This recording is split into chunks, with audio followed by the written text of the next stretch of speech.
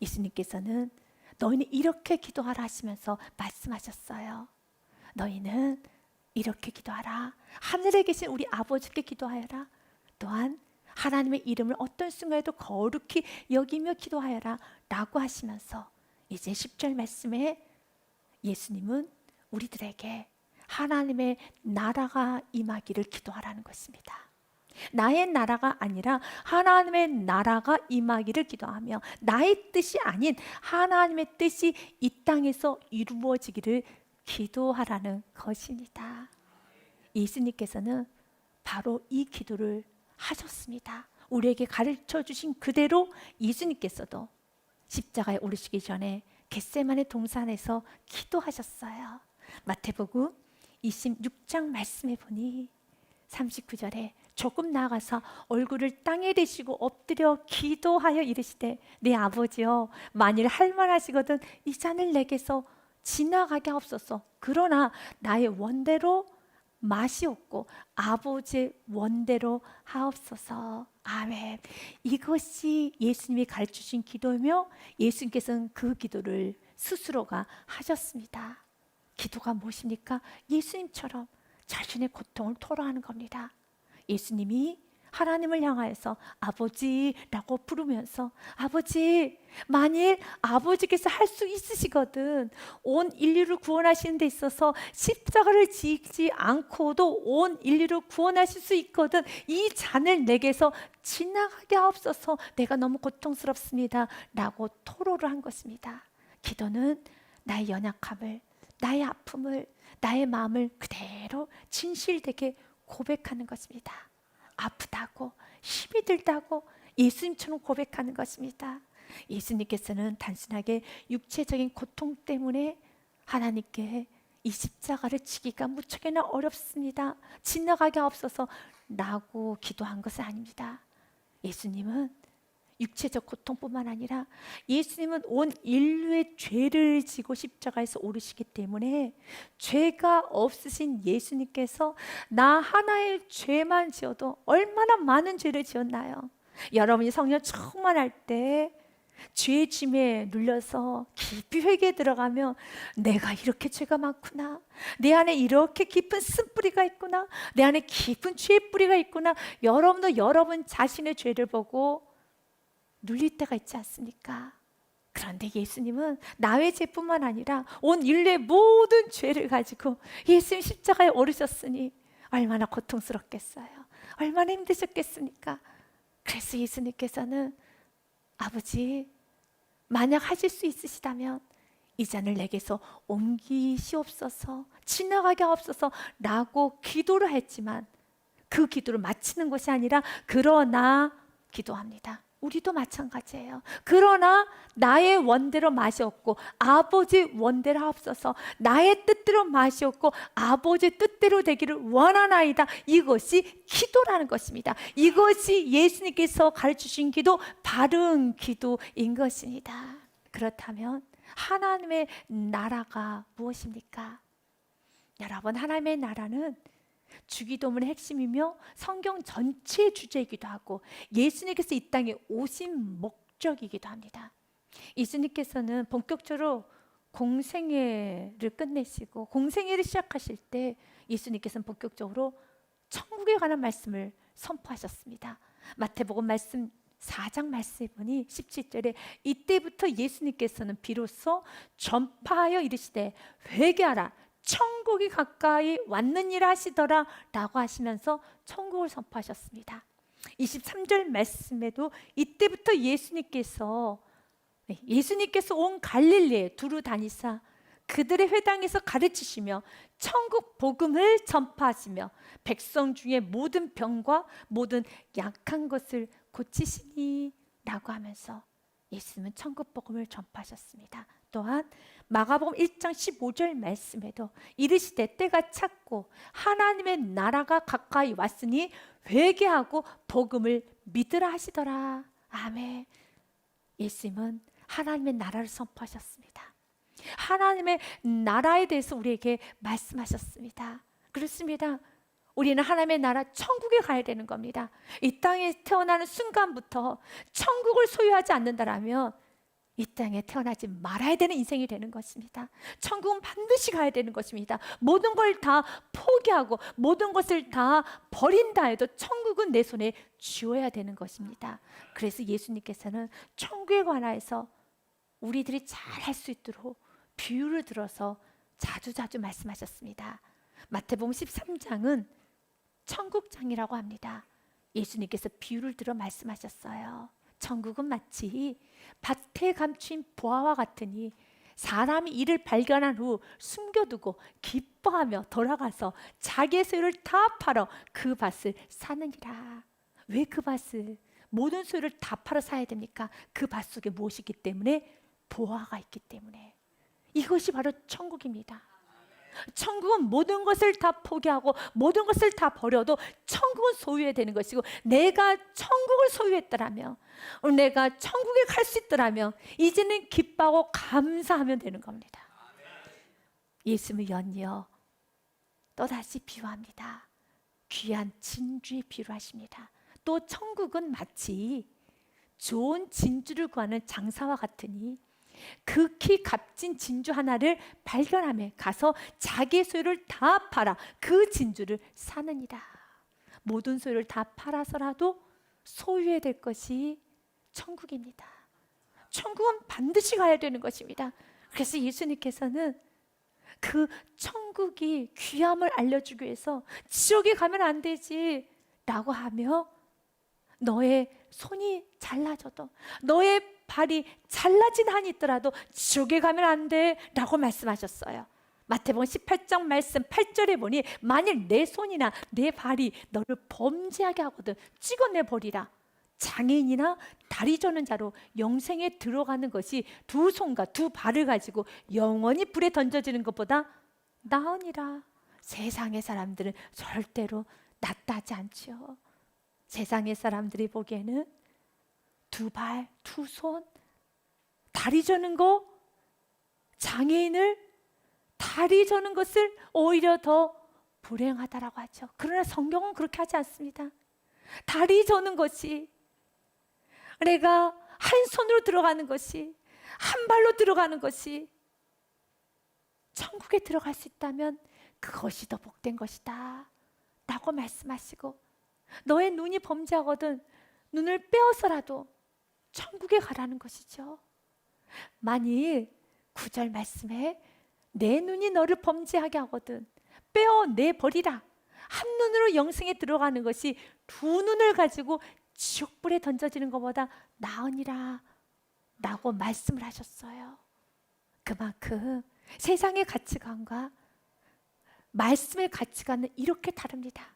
세상에서는 한 눈이 빼어지면 불행하다, 슬픈 일이다 하죠. 그러나 성경은 가장 불행하고 가장 슬프고 가장 비참한 인생은 천국 가지 못하는 인생이라는 겁니다. 여러분, 천국 가셔야 됩니다. 천국은 어떤 곳입니까? 천국은 하나님의 나라, 하나님의 집, 하나님이 다스린 나라입니다. 그곳이 천국이에요. 천국은 하나님의 집이기 때문에 아무나 들어갈 수가 없어요. 하나님의 자녀만이 들어갈 수 있고, 깨끗한 하나님, 죄가 없으신 순전하신 하나님의 집이기 때문에 죄가 있는 우리들은 갈 수가 없어요. 로마서 3장 23절 말씀해 보니, 모든 사람이 죄를 범하였음에 하나님의 영광에 이르지 못하더니, 천국에 이르지 못하느니 그 누구도 갈 수 없어요. 죄인이기 때문에, 하나님의 자녀가 아니기 때문에. 우리는 마귀의 자녀, 죄의 온갖 더러운 오물이 다 묻어 있어요. 하나님의 집에 들어갈 수가 없어요. 원해도 갈 수가 없어요. 그런데 아주 놀라운 복음이라고 하는 예수 그리스도, 복된 소식이 들려졌습니다. 그 복된 소식, 예수 그리스도가 뭐라고 말씀하십니까? 내가 너의 죄를 사하여 줄게, 내가 너에게 생명을 줄게 라고 말씀하시면서 24절 말씀이 복음의 말씀이죠. 같이 읽습니다. 시작. 그리스도 예수 안에 있는 성령으로 말미암아 하나님의 은혜로 값없이 의롭다 하심을 얻은 자 되었느니라. 아멘. 예수님께서 죄인인 나를 대신하여서 십자가에서 죽으시고 보혈의 피를 흘려주심으로 그분의 피로 내가 깨끗함을 받아 오직 하나님의 은혜로 값없이 의롭게 된 것입니다. 그래서 의롭다 하심을 얻은 자 된 것입니다. 얻었다 하는 것은 나의 공로, 나의 행위, 내가 한 것이 하나도 없이 오직 예수님의 공로로 내가 구원을 받은 것입니다. 이것은 하나님의 은혜인 것입니다. 우리가 천국에 들어갈 수 있는 것은 예수님의 보혈의 피의 공로로 그분께서 나의 죄를 다 사하여 주셨고 나는 예수님의 보혈의 피로 내 죄가 다 사하여졌습니다. 죄인인 나의 모든 죄가 다 사하여졌습니다 라고 믿음으로 우리는 천국에 들어가게 되는 것입니다. 이렇게 천국은 아름다운 곳입니다. 귀한 곳입니다. 그런데 예수님은 우리들에게 이렇게 기도하라는 것입니다. 하나님의 나라가 임하시오며 라고 기도하라는 것입니다. 죽어서만 천국을 가는 것이 아니라 이 땅에서도 하나님의 나라를 경험하고 여러분이 가는 곳마다 하나님의 나라가 이루어지곤 합니다. 하나님의 나라, 천국이죠. 천국은 어떤 곳입니까? 하나님의 집, 하나님만이 왕이 되시고 하나님만이 다스리는 곳입니다. 천국은 너무 아름다운 곳이죠. 그래서 온 전 세계에 있는 모든 사람들에게 당신은 천국 가고 싶으세요? 지옥 가고 싶으세요? 라고 하면 그가 예수를 알든 모르든 믿든 믿지 않든 모두 다 전 세계에 있는 모든 사람들은 다 같이 천국 가고 싶다고 합니다. 천국이 행복인 건 압니다. 천국이 좋은 것도 압니다. 천국이 너무 천국이다라는 것도 압니다. 맞아요. 천국이 어떤 곳입니까? 하나님의 집이에요. 하나님이 다스리는 곳이에요. 그곳이 천국입니다. 주님은 우리가 죽어서도 천국에 가고 이 땅에서도 천국을 누리기 원해요. 작은 천국 경험하기 원합니다. 천국이 하나님의 집이기 때문에 내 마음의 천국이 되기 위해서는 하나님의 다스림을 받아야 돼요. 내 안에 하나님으로 충만해야 돼요. 내가 주장을 하고 내 자신이 나타나고 내가 주인이 되어서 살면 천국을 경험할 수 없어요. 그래서 기도는 내가 주인 되었던 나의 강함을 꺾는 겁니다. 내 안에 있는 고집과 아집을 꺾는 겁니다. 내 생각과 나의 주장대로 살려고 하는 높아진 마음을 낮추는 것입니다. 그러면 비로소 천국이 찾아오게 되는 것입니다. 세상의 사람들은 하나님의 다스림을 받지 않지요. 그래서 그들은 세상은 천국이라 할 수가 없어요. 종교개혁자였던 존 칼빈이 아주 멋지게 표현을 했습니다. 모든 인간은 자기 가슴 속에 나라를 품고 저 잘난 맛에 살아간다 라는 말을 했습니다. 각자 마음에 나라를 품고 자신이 잘난 대로 살아간다는 겁니다. 자신의 마음대로 자녀도 키우고 가정도 세우고 인생도 살아가고 자신 멋대로 살아갑니다. 그래서 천국을 경험하지 못하는 것이에요. 그래서 이 땅에 천국이 이루어지지 않는 겁니다. 천국은 하나님이 다스리는 나라입니다. 하나님 왕이 되는 나라입니다. 하나님께서 왕이 되기 시작하면 나의 멋대로 신앙생활하고 나의 마음대로 살아가는 것이 아니라 철저히 하나님의 다스림을 받으면서 살아가기 시작할 때 비로소 우리는 작은 천국을 경험하게 돼요. 지혜서인 잠언은 우리들에게 힘 좀 말합니다. 그렇기 때문에 너는 마음을 다하여 여호와만을 신뢰하고 내 명철을 의지하지 말라. 너는 범사에 그를 하나님을 인정하라. 그리하면 내 길을 지도하여 주시리라. 스스로 지혜롭게 마음을 높이지도 여기지도 말지어다. 여호와를 경외하며 악을 떠날지어다. 악이 무엇입니까? 스스로 지혜롭게 여기는 마음, 자신이 주장하는 마음, 자신이 주인 되어 살아가는 삶. 이것은 하나님 보시기에는 악이다라고 하는 것입니다. 그리고 이렇게 살아갈 때 천국을 경험하지 못해요. 천국은 하나님이 다스리는 나라예요. 하나님의 집이에요. 여러분의 마음 안에 천국을 경험하기 원한다면 하나님의 다스림을 받아야 되는 것입니다. 그래서 우리는 오늘도 이렇게 기도해야 됩니다. 하나님, 내가 하나님 다스림을 받지 못하는 내 안에는 강함이 있습니다. 내 안에는 고집이 있습니다. 내 안에는 아주 죄된 뿌리가 있습니다. 주여 싹 뽑아주사 하나님의 다스림을 받게 하여 주시옵소서 라고 기도를 해야 되겠습니다. 하나님께서 나의 왕이 되어주시고 나의 주가 되셔서 제 인생을 완전하게 다스려 주시옵소서. 나의 인간적인 생각, 육적인 생각을 완전히 뿌리 뽑아 하나님의 생각으로 완전하게 바꿔 주시옵소서. 하나님께서 다스려 주시옵소서 라고 기도를 해야 됩니다. 이럴 때 비로소 나의 마음이 천국이 되는 것이고 내가 가는 곳마다 하나님이 다스리기 시작하며 그곳은 천국이 되고 가정 안에서도 내가 주인이 되어서 살고 내가 주장하면은 가정은 천국이 되지 못합니다. 하나님이 다스릴 때 가정은 천국이 되는 것입니다. 두 번째로 예수님께서는 우리들에게 나의 뜻이 아닌 하나님의 뜻이 이루어지기를 기도하라는 것입니다. 뜻이 하늘에서 이루어진 것 같이 항상 하늘에는 하나님의 뜻이 이루어져서 하늘나라가 되는 겁니다. 여러분, 하늘나라가 돼요. 그러나 이 땅에서 하나님의 뜻이 아니라 각자 사람들의 뜻만을 주장하기 때문에 이 땅에 하늘나라 천국이 안 되는 것처럼 주님은 오늘 우리들에게 기도하라는 것입니다. 이렇게 죄 많은 세상, 어둠이 가득한 세상, 사단이 공중곳에 잡고 사는 이 세상 가운데 하늘나라를 경험하기 원한다면 나의 뜻이 이루어지기를 기도하는 것이 아니라 주여 하나님의 뜻이 이루어지기를 원합니다. 그래서 내 뜻을 버리셔야 돼요. 내 생각을 버리셔야 되는 겁니다.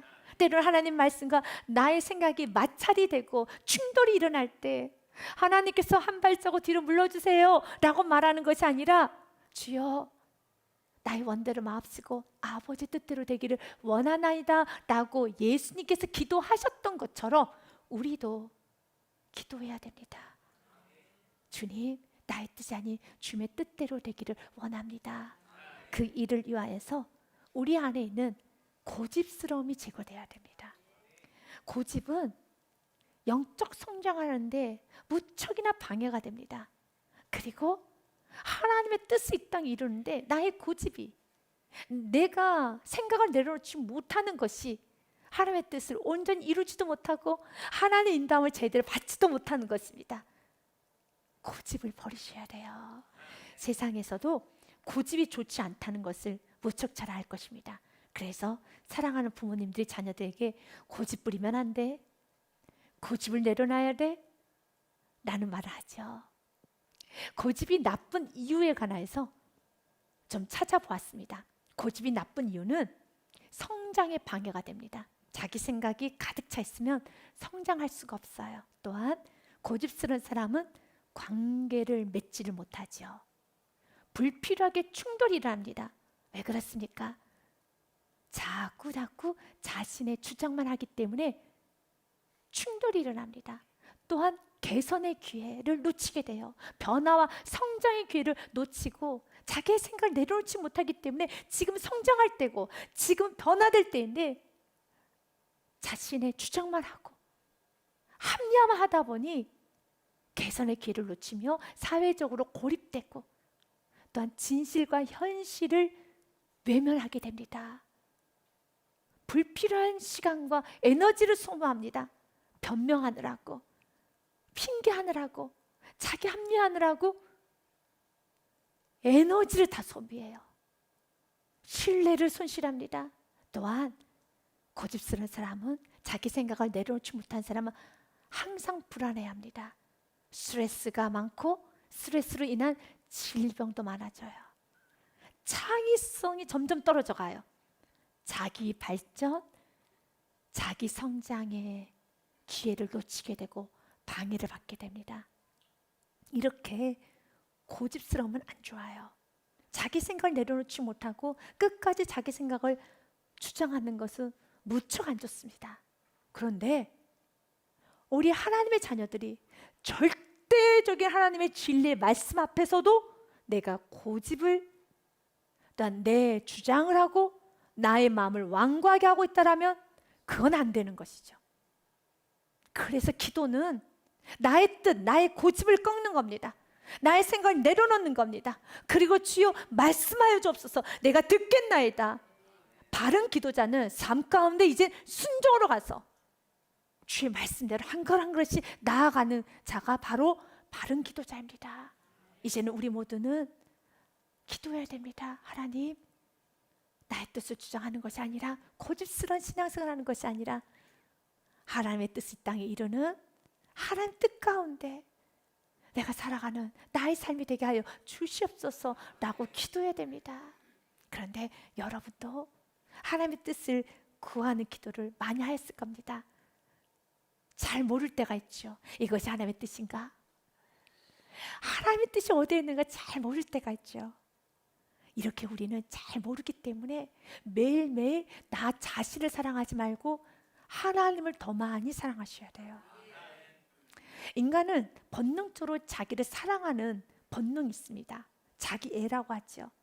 그래서 인간이 자주자주 변명하는 거고, 핑계하는 것이고, 자기 합리화하는 것이고, 쉽게 자신의 고집과 생각을 내려놓지 못하는 이유는 자기 자신을 사랑하고 보호하고자 하는 본능이 있기 때문에. 그래서 매일매일 기도해야 돼요. 신명기서 말씀처럼요, 주님은 오늘 우리들에게 선물로 주십니다. 이스라엘아, 날 사랑하는 교우들아, 그리스도인들아, 하나님의 자녀들아, 들으라. 우리 하나님 여호와는 오직 유일한 여호와이시니 5절 우리가 실천해야 됩니다. 같이 읽습니다. 시작. 너는 마음을 다하고 뜻을 다하고 힘을 다하여 내 하나님 여호와를 사랑하라. 아멘. 하나님을 사랑하십시오. 하나님을 더 많이 사랑하십시오. 사랑하면 그 뜻을 더 잘 분별해 갈 수가 있습니다. 그러나 하나님을 사랑하지 아니하고 내 마음에 우상이 있고 나의 마음에 여전히 나를 사랑하다 보면 하나님의 뜻을 잘 분별하지 못해요. 그리고 하나님의 뜻이 무엇인가 말씀을 통해서 가르쳐 주었음에도 불구하고 여전히 순종하지 아니하고 내 고집과 내 생각을 내려놓지 아니하면 잘못된 판단을 하면서 이것이 하나님의 뜻이다, 기도 응답이다 할 수 있는 위험한 지경에 빠질 수도 있습니다. 메시지 선교를 썼던 유진 피터슨이 썼던 글 중에 의미 있는 글이 있습니다. 기도를 하는 데 있어서 나의 뜻을 내려놓지 않고 마음이 내키는 대로 기도를 하면 끝내는 듣고 싶은 얘기를 해주는 정체불명의 신 또는 그럭저럭 이해할 만한 하나님을 쫓아 기도하며 응답 받았다게 될 것이다. 내 뜻을 내려놓지 아니하고 하나님 뜻이 무엇입니까? 라고 자꾸 기도를 한다며 이미 하나님의 뜻이 무엇인가를 내가 알매도 불구하고 애써 무시하고 본능적으로 무시하면서 기도는 계속하다 보면 아주 이상한 정체불명의 신을 만나게 되고 또한 스스로가 생각하기를 이것이 하나님의 응답이다, 나는 기도 응답을 받았어 라고 하게 될 것이라는 겁니다. 그래서 우리는 오늘 또 주님, 내가 하나님을 더 많이 사랑하고 내 뜻대로 사는 것은 천국을 경험할 수 없어요. 하나님의 뜻이 하늘나라는 이루어지기 때문에 하늘나라가 되는 겁니다. 하나님의 뜻이 이 땅에서도 이루어지고 나의 삶 속에서도 이루어지고 나의 마음에 하나님 뜻만 이루어지면 하나님의 다스만 받을 수 있다면 나도 작은 천국을 경험하게 돼요. 이것이 행복 아닙니까? 행복의 시작은 나의 생각을 접을 수 있어야 돼요. 나의 뜻을 꺾을 수 있어야 돼요. 나의 의지를 내려놓을 수 있는 것이 행복의 시작이라는 것입니다. 그래서 하나님의 사람 다윗은 고백합니다. 나의 뜻대로 사는 것이 풍성함과 행복과 쉼이 있는 것이 아니라 언제나 목자 되신 하나님의 뒤를 따라가면서 그분의 뜻을 쫓아가며 살아갈 때 그곳에 바로 풍성함이 있고 그곳에 바로 쉼이 있다라고 고백합니다. 시편 23편 1절 말씀 같이 읽습니다. 여호와는 나의 목자시니 내게 부족함이 없으리로다. 아멘. 2절 말씀 같이 읽습니다. 시작. 그가 나를 푸른 풀밭에 누이시며 쉴 만한 물가로 인도하신도다. 아멘.